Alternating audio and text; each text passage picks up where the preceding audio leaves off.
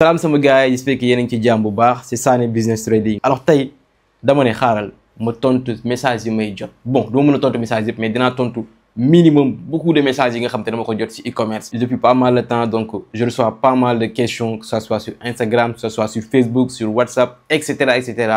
Mais vu que parfois doo mën a tontu yëpp, ma ne tey xaar ma regrouper lépp defandoo ko benn réponse. Donc je vais répondre à beaucoup de questions. Donc bu fekkee yaa ngi ci e-commerce bi, donc certainement di nga gis benn question ak ay réponses yoo xamante ni dina la njëriñ lool ci sa business e-commerce. Donc reste jusqu'à la fin de cette vidéo et on enchaîne pour la première question. Alors lui, il me demande quels sont les produits gagnants que le marché a besoin alors qu'ils ne sont pas sur le territoire actuellement, c'est-à-dire ici au Sénégal.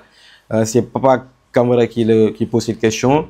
Voilà. Donc déjà question bi lu ma la si wax moom mooy c'est une question très complexe si je peux le dire comme ça. Yan produit gagnant la nit mën a jënd sachant que ñi dañ ko soxla boo ko jëndee dina dox te actuellement c'est pas disponible sur le marché. Il faut savoir que produit gagnant dafa am ay critères, d'accord? Il y a des critères yi wala des produits gagnants. Certes nag il y a des moments yi nga xamante ni il y a des produits qui sont tendance ailleurs et qui ne sont pas en tendance ici au Sénégal. Et souvent exporter produit yooyu noonu indi ko fii Sénégal di ko jaay dina am avantage, mais souvent aussi doom avantage parce que réalité yi bokkuñu, priorité yi bokkuñu, voilà, style de vie bokkuñu et tout ça. Donc il y a des produits qui marchent là-bas et qui ne marchent pas ici, comme ay produits de jouets pour comme les jouets pour chiens, mooy xaj yi ñuy fooy affaire yooyu. Donc ce sont des produits qui marchent très bien aux États-Unis et en Europe, alors que fii doxul parce que fii ñun suñu relation ak mala yi demeewul noonu. Certes ça commence à évoluer mais demeewul noonu. Moo tax juste pour vous donner exemple, am na produit yu dox fële te du dox fii.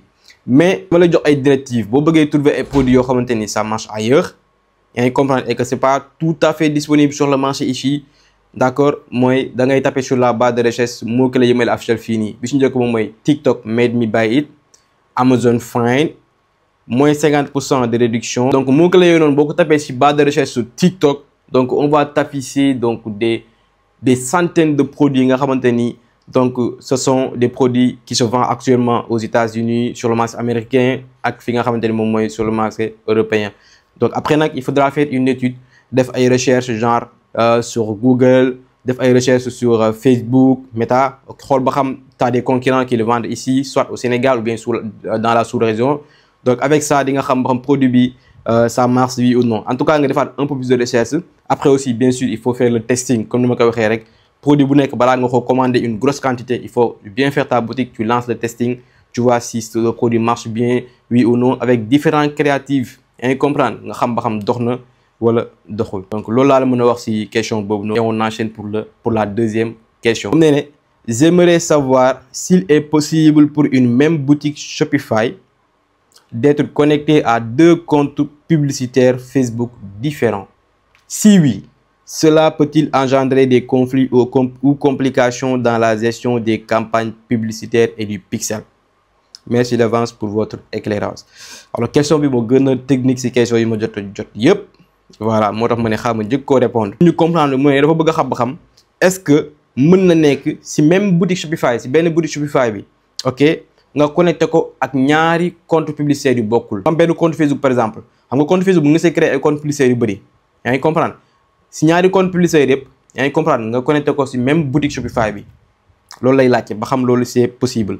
Nee na loolu bu fekkee da nga koy def, est-ce que loolu du indi ay problème que ce soit au niveau si ni ngay gérer campagne publicitaire yi wala boog si li nga xamante ne moom mooy pixel bi. Alors déjà loolu lu ma la siy tontu moom mooy loolu mën na nekk. C'est bien possible de connecter donc 2 ou 3 donc comptes publicitaires à une même boutique Shopify, d'accord? Shopify permet cela. Ok, juste à travers des codes, parce que am na ay codes yi nga xam ne mën nga ko def Shopify ak ay applications yi nga xamante ni c'est intégré dans Shopify comme Pixel Manager, d'accord? Moom dafa lay permettre nga mën a connecter bien sûr même plusieurs pixels en fait, même plusieurs pixels, parce que pour nga mën a kii Shopify, donc il faut nga configurer pixel nga def compte publicitaire, il faut nga def ay pixels yu bëri. Donc pour nga mën a def ay pixels yu bëri nag il faut nga configurer application bi nekk Shopify wala nga intégrer ay codes comme Shopify Manager, comme Pixel Manager, d'accord? Donc bu daf lay permettre nga mën a def plusieurs pixels, mais am na ay risques yi bëri nañ trop. Donc risque bi si njëkk moom mooy mën nga am problème pour suivre say données. Donc si plusieurs pixels sont actifs au même moment, donc mën nga am problème donc au niveau des événements de conversion. Donc yenn événements yi mën nañ soit être dupliqués wala boog que ce soit des événements yi nga xam ne ce sera mal attribué. Donc je te donne un exemple très simple nga comprendre bu fekkee da nga activer donc plusieurs pixels wala boog nga am ñaari compte publicitaire yoo xam ne da nga ko relier ak même boutique Shopify bi benn exemple très simple. Parfois nit mën na def benn commande yaa ngi comprendre donc ñu attribuer ko 2 fois ba genre par exemple Massamba ñëw commandé benn produit ok léegi benn produit bu mu commandé nag donc ça s'affiche 2 fois mu affiché wu ñaari yoon ci sa boutique comme si que la personne a acheté 2 fois alors que la personne a acheté 1 fois. Donc beneen bi aussi moom mooy peut-être attribué au mauvais compte publicitaire. Parce que il y a plusieurs événements yi nga xam te ñu ngi dugg ci sa boutique même boutique Shopify donc parfois mën na am problème pour attribuer ça au bon ou bien nan la ko au bon compte publicitaire mën na ko attribuer au mauvais compte publicitaire et loolu ça peut créer des dommages ci li nga xamante ni moom mooy c'est suivi de données maanaam pixel bi. Deuxième problème mooy di nga am souvent ay problèmes de performance au niveau des campagnes. Souvent il peut y avoir donc des mélanges au niveau des pixels. Parfois données yi mën na mélanger wu yaa ngi comprendre parce que ce sont des choses yi nga xamante ni c'est très rare que nit def ko attribuer benn boutique Shopify bi à 2 comptes publicitaires avec tous les événements de conversion yi nga xamante ni ñu fay dem mooy les API et cetera donc mën na am ay mélange te bu amee ay mélange rek donc forcément dina impacter li nga xam ne moom mooy sa campagne bi et sa performance yi donc dafay wàññeeku te sa résultat yi nga bëgg peut-être doo ko am. Du coup c'est bien possible mais il y a beaucoup de risques. Je me conseille quoi sur l'e-commerce? Je suis débutant. Alors lii nag je l'adresse à tous les débutants yi nga xam ne dañoo bëgg a lancer aussi e-commerce. Je vois beaucoup de gens yi may contacter sans dire dama bëgg a lancer aussi Shopify sans dire bëgg a lancer aussi e-commerce te comprendre ñu lu bëri bon déjà li ma leen di wax moom mooy chercher à avoir des connaissances. Chercher à avoir des connaissances avant toute chose parce que souvent dashboard yi ngeen gis sur les réseaux sociaux sama genre yi on vous montre la vie. Tu vois, nous avons affaire yi, tu vois, ça vous motive. Bien vrai que ça vous motive, c'est bien. D'accord, c'est bien d'être motivé. Mais le plus important, moi, bu len ñëw rek ngeen bëgg def en 1 an wala en quelques mois li nga xamanteni ça a pris à quelqu'un comme man plus de 4 ans donc pour mu réaliser plus de 5 ans. Ce que je veux dire, c'est miser sur la connaissance. Et si vous miser sur la connaissance, ne brûlez pas les étapes.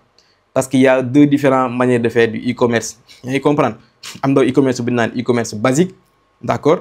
Il y a e-commerce 2.0. D'ailleurs, nous avons une formation qui est disponible sur les 2 e-commerce. Vous pouvez voir le lien dans la description.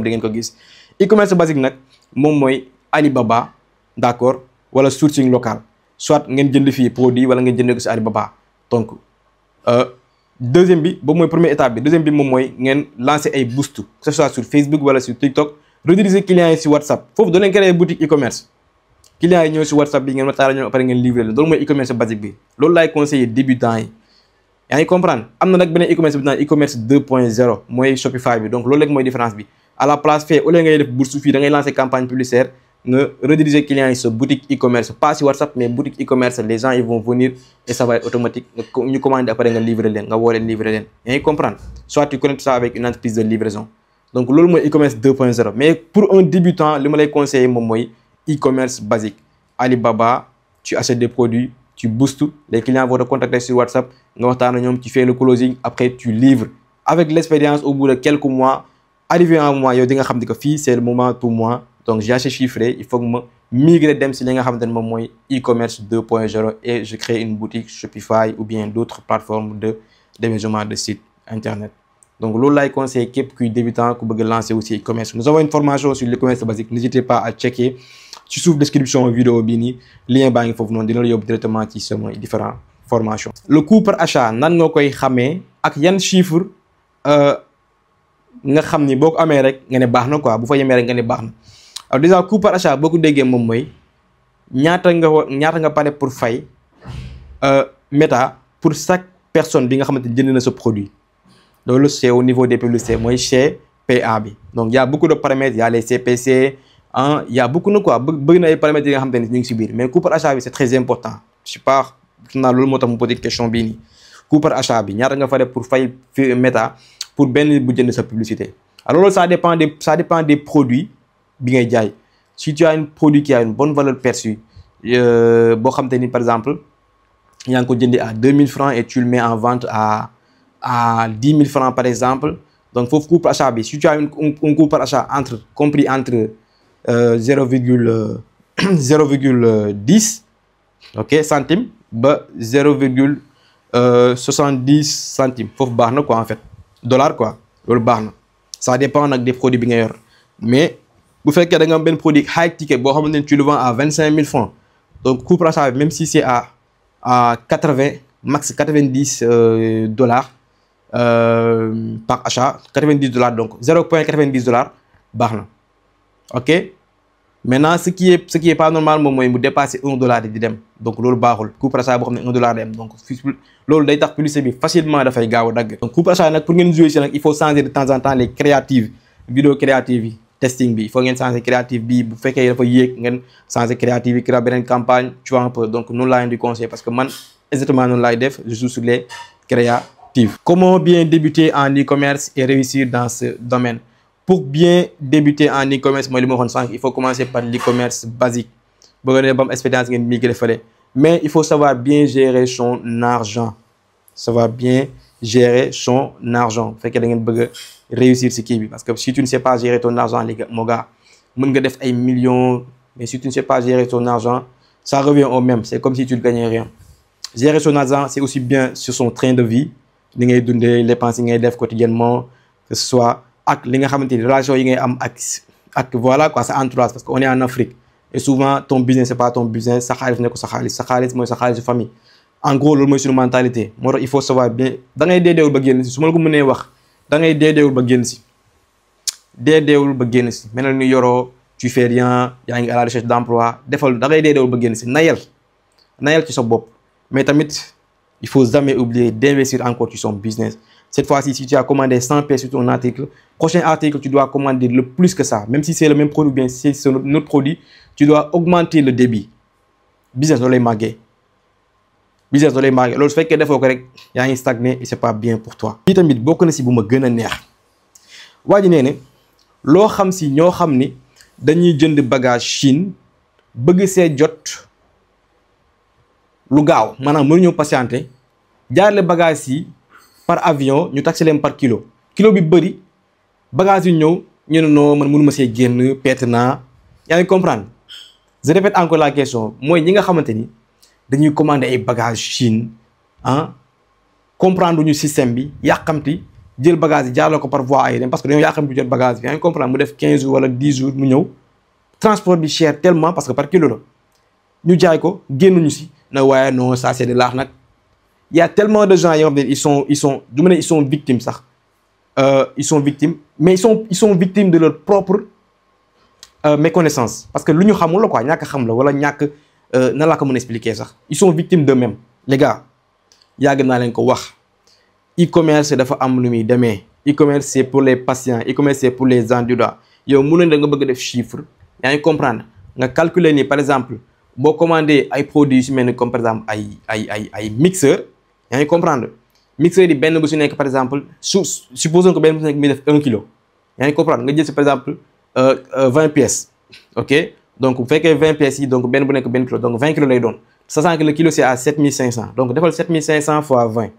7500 fois 20 nga xool ñaata lay doon, donc je vais l'afficher quelque part fii. yow avec ça ak li nga jëndee produit bi sachant que produit da nga ko jëndee 2000 francs par exemple, yow tu penses que di nga si génn. le transport sera 2 fois plus cher que li nga ko jëndee. les gars, franchement parler, il y a des choses qui sont à la limite boo koy def sax yow tu dois te remettre en top. li gën moom mooy nga bañ a yàkkamti nga patienter. lu leen wax les grandes réalisations ça prend du temps. Paris n'est pas devenu Paris en un seul jour. Sénégal lu mu mel tey jii nii y a de cela quelques années de dem mel na ko woon, ça a pris du temps. da ngeen di patienter ngeen jël bagage yi jaarale ko par voie maritime mu def 2 mois bagage yi bu ñëwee ngeen commencé jaay ba ngeen balaa boo leen jaayee balaa moitié bi di jeex sax. Vous avez suffisamment de fonds pour commander encore 2 fois plus que ce que vous commandez parce que vous serez rentable. Bien sûr, si vous suivez mes conseils. Man loolu laa jàngal sama gars yi ci formation yi. D'ailleurs la formation Alibaba elle est disponible. Donc boo defee noonu prochaine fois balaa bagage yi di jeex yow nga commandé waat, donc yii bu jeexee tak quelques différences de quelques jours lay am rek après yee day ñëwaat. parce que bagage yi mën nga ko jaay si 1 mois wala 2 mois parce que 2 mois la voie maritime di def. business noonu lay évoluer, man noonu laay def en fait. mais du ngeen jël ay bagages jaarale ko par voie aérienne. defoo leen précalcul si poids bi ñaata la war a kii parce que da ngay def précalcul boo deful précalcul doo xam ñaata la poids bi di dikki. fournisseur boo ko laajee dina la wax ñaata la nga def sa calcul nga xam ne lii du ma arrangé nga ne xaaral ma jaarale ko par voie maritime. aussi simple que ça. fournisseur boo ko nee 10 pièces yi ñaata kilo lay def dina la ko wax boo calculé di nga xam ñaata la nga jaarale ko par voie maritime. sama gars yi bàyyi leen di sacrifier seen bopp ngeen am patience ci e-commerce wax naa ko ba sonn tey du ma taay si di ko wax. privilégier la voie maritime surtout yéen ñi nga xam te ay débutants ngeen surtout les produits qui sont lourds def leen précalcul foofu laa yem nag ma leen ko waxat. alors kii nee ne ba xam ordinateur Dell RAM 8 est-ce que mën na def e-commerce sans problème. alors e-commerce bépp ordinateur mën na ko def station ordinateur boo xam ne ni mën na am nekk ordinateur bu yéex rek yaa ngi comprendre te le plus souvent ordinateur yi c'est bon quoi. donc na nekk ordinateur boo xam ne am na connexion internet kese que ce soit na nekk ordinateur rek yaa ngi comprendre na nekk ordinateur rek na mun am accès internet rek yaa ngi comprendre loolu rek moo si am solo. bonsoir, je suis enseignant et je passe la majeure partie de mon temps dans les villages. Est-ce que quelqu'un qui est en brousse, c'est-à-dire dans la campagne, peut se lancer sur l'e-commerce? Moom nee ne enseignant la dafay jàngale, ok, mais la majeure partie du temps donc moom fu muy nekkee en série su muy liggéeyee moom mooy si village yi sori yi. donc dafay laajte ba xam koo xamante ni mu ngi si village yi ba xam kooku noonu village yu sori yi ba xam kooku noonu mën na def e-commerce yaa ngi comprendre ba xam mën na def e-commerce. Eh bien c'est tout à fait possible yow mi nga xam ne yaa ngi si campagne yi affaire yooyu noonu c'est tout à fait possible bu fekkee e-commerce basique ngay def bi nga xamante ni da ngay soxla waxtaan ak clients yi tout le temps livrer leen yaa ngi comprendre. donc foofu c'est possible mais il faut nga am benn nit boo xam ne mu ngi Dakar koo xam ne moom la yore produit parce que Dakar mooy centre bi quoi yaa ngi comprendre wala Saint-Louis wala fépp fu mu ci doon yaa ngi comprendre koo xamante ni moom il va s'occuper mu woo clients yi tontu message yi après bu amee livraison mu coordonner livraison yi entre boo maraîcher mi dem si région yi ak si biir Dakar bi yaa ngi comprendre. bu fekkee Saint-Louis la mu yóbbu ko Saint-Louis bu fekkee feneen la mu jox ko si horaire yi wala mu def ko yóbbu ko Sénégal dem dikk foofu tu donnes ça après nga patienter client bu jotee dafay fay yaa ngi comprendre. si e-commerce basique c'est possible il faut juste nga déléguer kenn koo xam ne ni benn jeune voilà après chaque mois nga jox ko dara yaa ngi comprendre voilà c'est comme ça. donc wala boog bu fekkee da ngeen e-commerce 2.0 il y a des entreprises de closing et de livraison yoo xam ne ñu ngi fi aussi yoo xam ne mën nga connecter sa boutique Shopify donc dans la formation Shopify donc dañuy wane loolu parce que ngay connecter sa boutique ak benn entreprise de livraison moom dafay gis commande yi en même temps que yow moom mooy woo clients yi moo waxtaan ak ñoom mu livrer mooy gérer sa stock yow loo gérer dara stock bi lépp moom moo koy gérer. ça c'est dans l'e-commerce 2.0 avec Shopify. donc bu la neexee aussi mën nga jox benn booy mu gérer la ko mu woo clients yi mu am accès sa boutique Shopify mu gérer loolu ça aussi c'est possible yaa ngi comprendre. bu fekkee en bourse nga nekk moom loolu la nga mooy def quoi parce que ce sera très difficile très difficile de coordonner ça parce que dans les régions reculées souvent c'est très difficile parce que amul garage souvent il faut nga dem ba si grande ville yi pour nga mën a am garage pour mu dem si région yi et tout ça et loolu c'est compliqué très compliqué les gars. waaw donc loolu rek mooy solution bi quoi. quels sont les produits qui se vendent le plus vers la fin d'année? bon fin d'année produits yu gën a jaay bon bëri na produits scolaires yi produits scolaires mais question bi si tu le demandes à ChatGPT je suis sûr que tu vas avoir beaucoup de réponses beaucoup plus pertinentes dina la jox ay directives yu gën a leer les produits les plus qui se vendent le plus vers la fin d'année. ok donc voilà fin d'année moom lu may di conseil moo jël leen ay sacs et comment tout ce qui est produit yoo xam ne préscolaire la ngeen jënd ko ay sacs ay bouteilles tu vois un peu après ngeen préparer ko c'est le moment rek ngeen jënd ko ngeen ko jëndee léegi ouverture bu ñëwee vous allez faire du cash. J'ai vu ton post donc je vais t'écrire. En fait j'aimerais commander des protéines sur Alibaba et je voulais savoir si c'est sûr comme que c'est quelque chose qu'on boit très important. moom nee ne dafa bëgg a xam ba xam est-ce que c'est possible ñu commander ay protéines ci Alibaba puisque loo xam ne dafa nekk quelque chose boo xam dañ koy naan affaire yooyu noonu ci biir la jëm. est-ce que c'est sûr? bon déjà li ma lay wax moom mooy oui et non laa lay wax. oui pourquoi? parce que Alibaba c'est tellement réputé et fournisseur bu fay dugg dañ koy vérifier bien sûr dañ koy vérifier voilà dañuy am assurance ki message am il faut mu am ay këyit légal comme fii ni nga amee sa nii am lépp dafay am loolu noonu pour mu dugg ci Alibaba il va falloir fournir beaucoup de documents foofu bu la neexee juste avec ça mën nga commander yaa ngi comprendre mais par prudence lu tax ma ne la non mooy par prudence produit la yoo xam ne dafay dem ci biir loolu mën na am ay conséquences yu négatives dafa laaj produit nga xam ne dafa laaj nga nekk sur le terrain wala nga am ko la nekkal sur le terrain bu dem ci fournisseur mu vérifier ci condition ñuy liggéey produit ba xam condition yi adéquat na ba xam set na ba xam produit ñu utiliser produit authentique la ba xam amul ay produits chimiques yoo xamante ni mën na lool doomu aadama parce que lii il en va de la santé de la personne nit ki daf koy utiliser. donc bu fekkee am na benn défaut bu ndaw rek nit ki utiliser ko vraiment am problème donc di nga am très sérieusement ay problème yu sérieux donc genre produit ce qui est recommandé parce que ay produit high tech rek la quoi ay 50 000 lañ koy jaayee souvent bu fekkee créatine la moom tu vois ay 15 000 francs affaire yooyu noonu donc produit high tech la donc j'aurais bien aimé nga déplacer dem Chine soit tu crées ta propre marque wala boog nga yónni benn nit boo xam ne ba ngi Chine transitaire nga fay ko mu déplacer ko defal la vidéo mu dugg si entrepôt si usine chinois fi ñu koy defaree mu xool collaborer ak ñoom mu jënd la produit encore foofu lay gën a moyen cher day sax bu fekkee moom mooy déplacé wu mais foofu nag il faut nga nit trouver nit boo xam ne il est fiable yaa ngi comprendre koo xam ne il est fiable te du la arnaquer du la nax yaa ngi comprendre donc loolu laa lay conseiller pour protéines yi donc tout ce qui est protéine wala tout ce qui est produit alimentaire loo xam ne dañ koy lekk rek yaa ngi comprendre et aussi genre produit du jaar par avion ma leeral leen ko genre produit très rare mu jaar par avion il faut toujours demander au transitaire mais maritime moom genre produit dafay jaar xam naa fii lañ jëmale vidéo bi donc si vous avez d'autres questions aussi mën ngeen ma ko defal au niveau des commentaires peut-être la prochaine fois su may répondre d'autres questions dinaa si ñëwaat mu gën a yaatu ou bien ma répondre ko au niveau des commentaires allez let's go